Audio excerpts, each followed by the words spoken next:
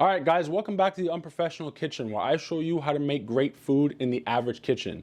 Today, we're gonna be making the base for every great soup and sauce, a homemade stock.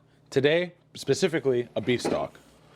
This is honestly an incredibly simple recipe that if you take the time to do, it could really be the difference between an average recipe and a restaurant quality dish. So let's not waste any more time and get straight to cooking.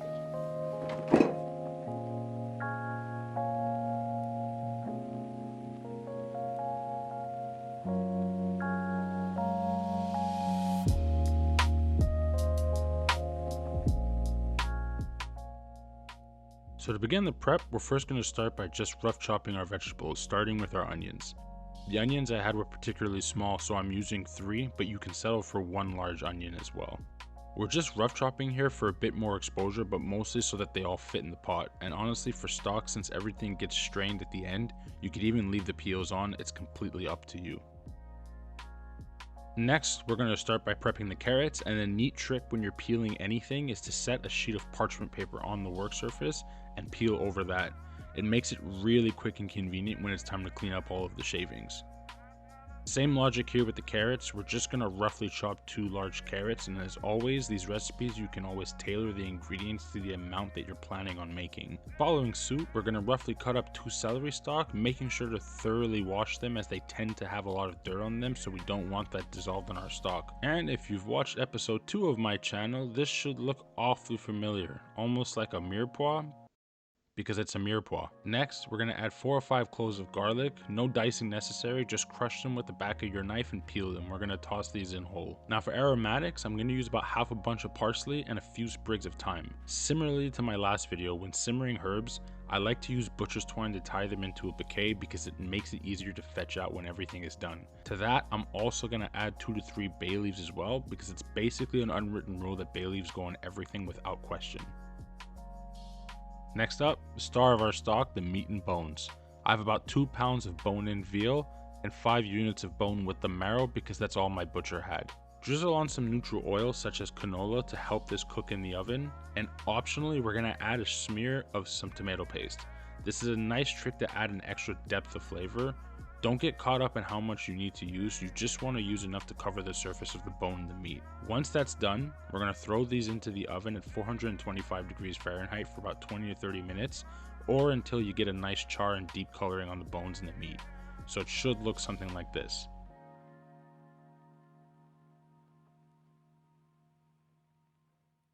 Once that's done, transfer that into a pot along with any bits and juices still in the pan. Scrape them off and transfer them in because that's added flavor you're going to be leaving on the table otherwise.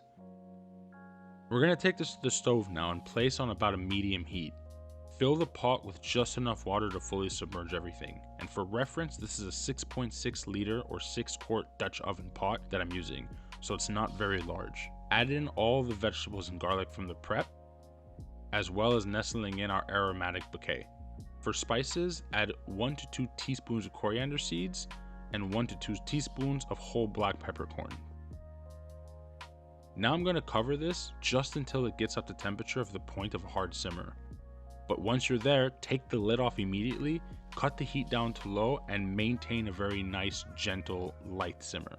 It's important to keep it at this stage to properly cook the bone. I'd like to mention at this point that I don't season my stock with salt when making it from scratch. And the reason why is because I don't believe it's necessary, since you're going to adjust for seasoning at any recipe level, so there's no reason to add it here.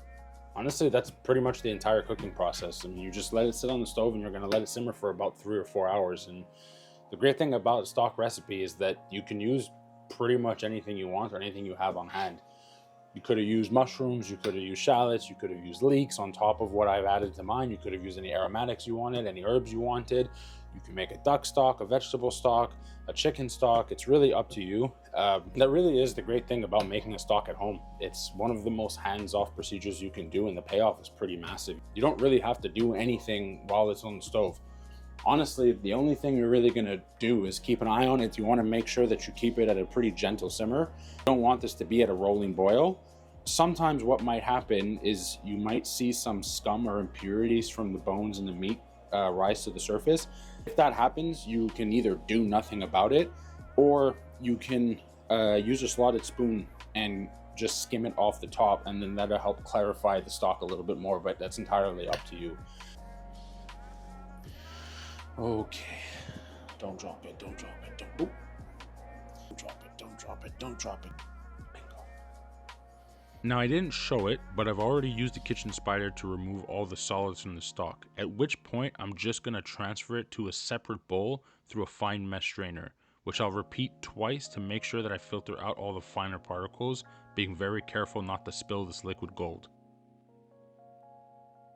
Okay, so at this point, the stock is still gonna have quite a bit of fat left over from the beef and the bone. So when you put it in the fridge and it cools down, the fat's gonna surface at the top and then solidify. So then the next day or whenever you're making this, you can just take the fat off directly, skim it off the top of the stock, and you're gonna be left with perfectly good beef stock. So we're gonna let this cool down until we can put it in the fridge, and we're gonna come back the next day to do that. So as I mentioned, this is the following day, and as you can see, we have a thin layer of fat that's formed at the top that we can easily skim and remove, and I'm just going to switch utensils as I go on to make sure that I filter all the small particles. Sometimes there's also somewhat of a sediment buildup that can occur when you make stock that you can optionally remove for clarity. So I'm just going to line a mesh strainer with some cheesecloth and pass it once more through that to filter that out and completely clarify the stock. This whole process yielded a little over 7 cups worth of beef stock. So on a closing note for this stock, one of the things that I wanted to mention is that when you make a bone-based stock and you leave it in the fridge to chill overnight like we did, typically what's supposed to happen is that this is supposed to become like jello. It's supposed to gelatinize.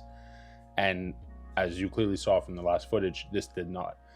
And the reason why it does that is because of the collagen in the bones. So if it doesn't happen, the stock is still usable.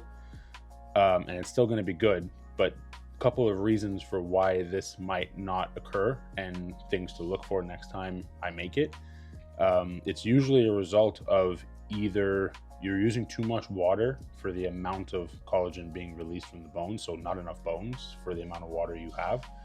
You're using a cut of bone that doesn't release much collagen, or your cooking time isn't long enough.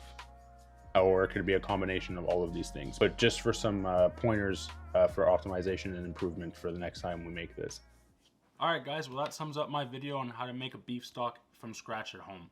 Yes, it's a very long process, but it's also a very passive one, so you can do this without interfering with the other things you have planned for the day. And I highly recommend you try it, if not for anything else, just to see the quality difference comparatively between the store-bought version that you've been buying and the one that you can make at home. If you like this video, please give it a thumbs up, and if you want to see more content like this where I show you how to make great food in the average kitchen, please think about subscribing to the YouTube channel. And if there's anything that you want to see me cook in the average kitchen, leave it in the comment section below and I'll be happy to do it. Until then, thanks for watching and I'll see you guys next time.